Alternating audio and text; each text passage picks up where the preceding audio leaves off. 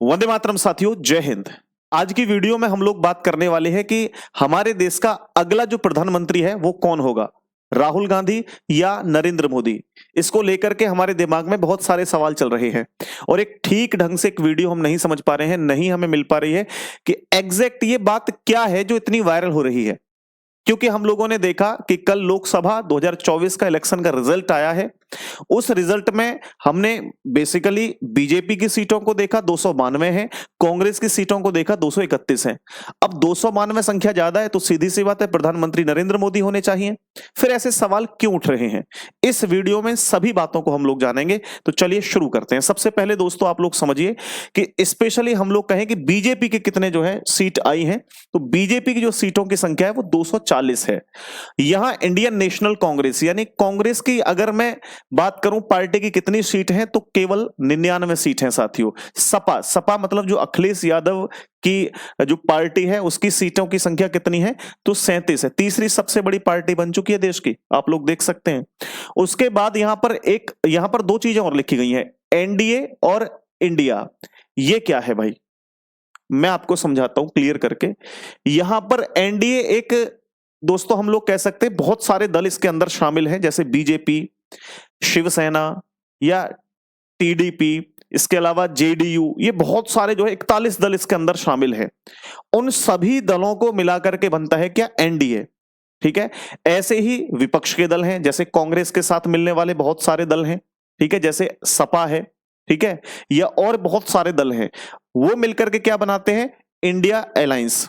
यहां पर ये क्या है, एनडीए अलायंस। तो ये अलग अलग अलायंस हैं। अब समझना, बोला कि यार एक बात बताओ सर कि एक व्यक्ति के पास अगर देश में शासन करना है या प्रधानमंत्री बनना है देश का, तो कितनी सीट होनी चाहिए, ये क्लियर कर लेते हैं। तो टोटल जो हमारे देश में निर्वाचित सीटों की संख्या है वो 543 सीट है। कितनी सीट हैं, 543 सीट हैं। इन 543 में से 272 सीट जिसकी होती हैं, 272 सीट जिसकी होती हैं, वही क्या है, रूलिंग पार्टी होती है, उसी का प्रधानमंत्री बनता है। बोला सर फिर क्यों इतना घुमा फिरा रहे हो, यहां तो एनडीए की 292 सीटें, 272 से तो बहुत ज्यादा हैं, तो फिर तो इसी को शासन में आना चाहिए। अब समझना थोड़ा सा, यहां स्पेशली देखो बीजेपी की 240 सीटें हैं, तो यहां केवल अकेली बीजेपी तो नहीं बन सकती, कुछ भी नहीं कर सकती। अकेली कांग्रेस भी कुछ नहीं कर सकती, सपा भी अकेली कुछ नहीं कर सकती, तो अलग अलग दलों के साथ मिलना होगा तभी कुछ हो सकता है। अब बात यह है कि भाई फिर बीजेपी जो है इसके 292 सीट हैं, तो एक बात बताओ, इसे प्रधानमंत्री बनने में क्या प्रॉब्लम है बीजेपी को या एनडीए को, इसका ही प्रधानमंत्री होना चाहिए। क्योंकि तीसरी बार 8 तारीख को 8 जून में शपथ लेने वाले हैं माननीय नरेंद्र मोदी जी प्रधानमंत्री की, तीसरी बार प्रधानमंत्री बनेंगे। अब यह सवाल विपक्ष उठा रहा है कि भैया ये प्रधानमंत्री नहीं बनेंगे, हम पूरी कोशिश कर रहे हैं। ऐसा क्यों, ऐसा इसलिए क्योंकि इनकी जो सीटों की संख्या है वो अकेले 240 है। अगर मिलकर के बात करें जैसे जेडीयू, टीडीपी है ना, शिवसेना, इन सभी को जोड़कर 41 दलों को ये 292 संख्या हो जाती है। अब क्या होता है, इन चीजों को थोड़ा सा समझो। जैसे कि एक पार्टी है टीडीपी, टीडीपी आंध्र प्रदेश की पार्टी है और यहां पर एन चंद्रबाबू नायडू इसके क्या है, सुप्रीमो है। चलिए बहुत बढ़िया। अब अगर इन लोगों का इसके ऊपर से हाथ हट जाए एनडीए से, तो कहीं ना कहीं दिक्कत में आ सकता है पूरा का पूरा मामला। बीजेपी की सरकार कहीं ना कहीं दिक्कत में आ सकती है। अब मैं इनका आपको हिस्ट्री समझाता हूं, एनडीए की और जेडीयू की, दोनों की हिस्ट्री समझना ऐसा क्या हो सकता है। देखो यहां पर प्यारे साथियों, अगर बात करें हम एन चंद्रबाबू नायडू की, तो ये आंध्र प्रदेश से बिलोंग करते हैं, टीडीपी इनकी पार्टी है, ठीक है। अब यहां पर आप लोग समझना कि टीडीपी जो है, इसकी फुल फॉर्म समझो पहले, तेलुगु देशज पार्टी।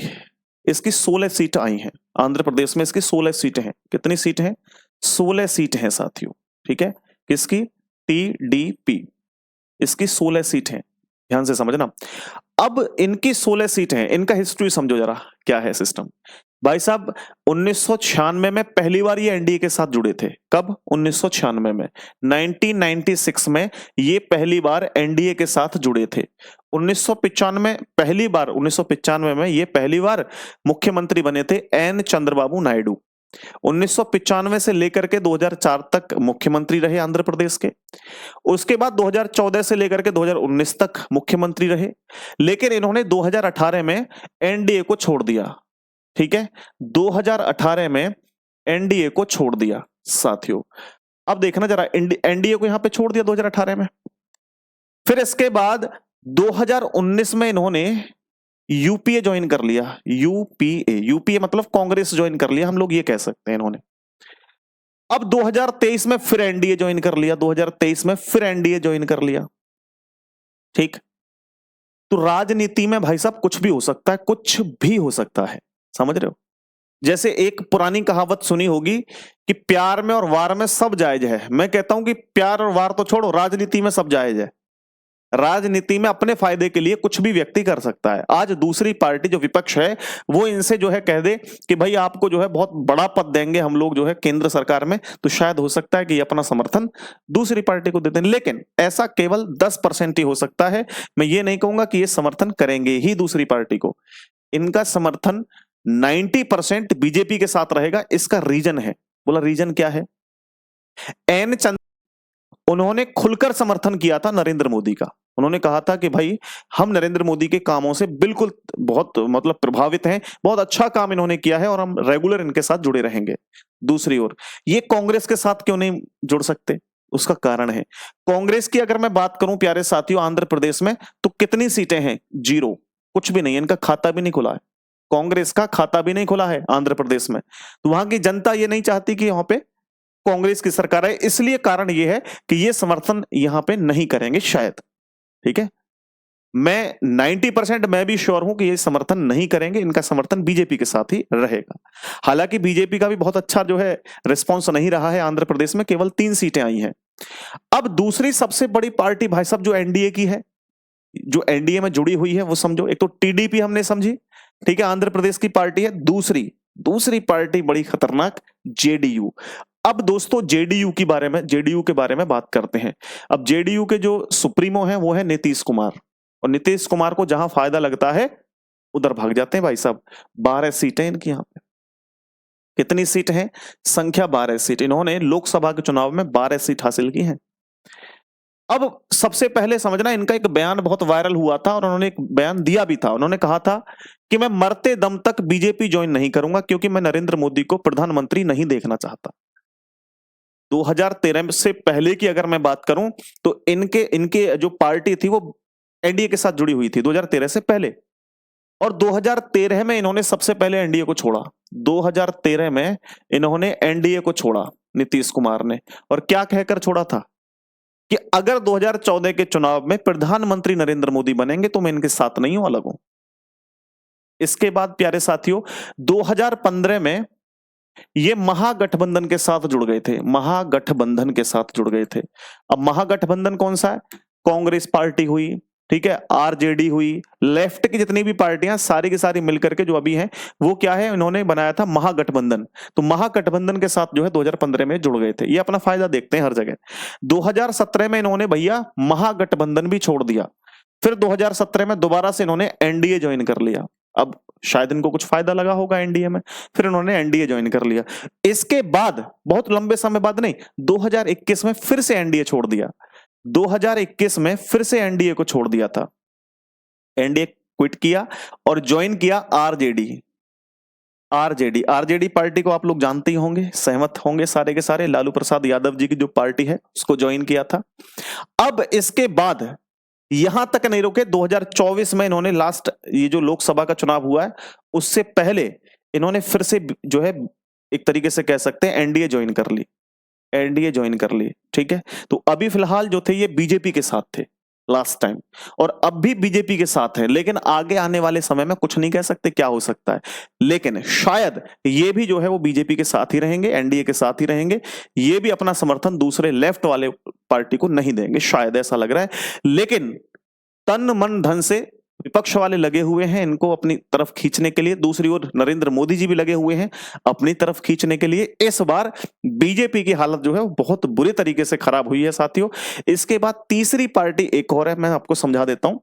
तीसरी पार्टी एक और है, शिवसेना।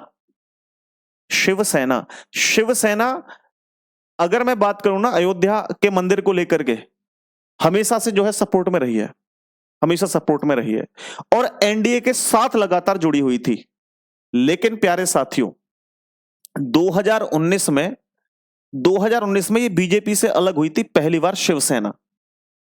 2019 में इन्होंने लेफ्ट कर दिया था बीजेपी को, या एनडीए से अलग हो गए थे।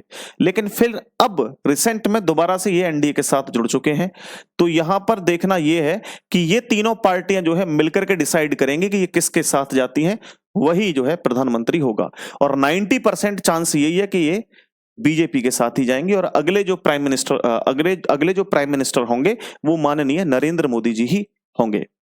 बाकी देखते हैं क्या होता है। सत्ता में कुछ भी हो सकता है, सत्ता कभी भी पलट सकती है साथियों, कुछ कहा नहीं जा सकता है। ठीक है, तो यहां पर मैंने जैसा कि आप लोगों को ये सारी की सारी चीजें समझाई हैं।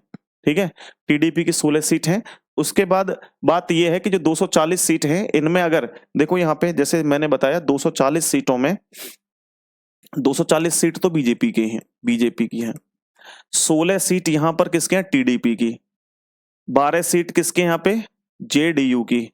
ठीक, और यहाँ पे लगभग जो है अगर मैं बात करूं इसकी जो है शिवसेना की, तो शिवसेना की भी संख्या जो है अच्छी खासी है। इन इन इनको ही जोड़ लो, केवल 9 सीट है शायद शिवसेना की ना, शायद 9 सीट हैं। मैं भूल रहा हूं, अभी मैंने सारा कुछ डेटा नोट किया था लेकिन वो मैं भूल रहा हूं। तो अगर देखो यहाँ पे इनको ही जोड़ लिया जाए तो ये आप लोगों की 268 हो जाती है और इसमें 9 जो है वो शिवसेना की और मिल जाएंगे। तो ये जो है बहुत बढ़िया करके आगे पहुंच जाएंगे।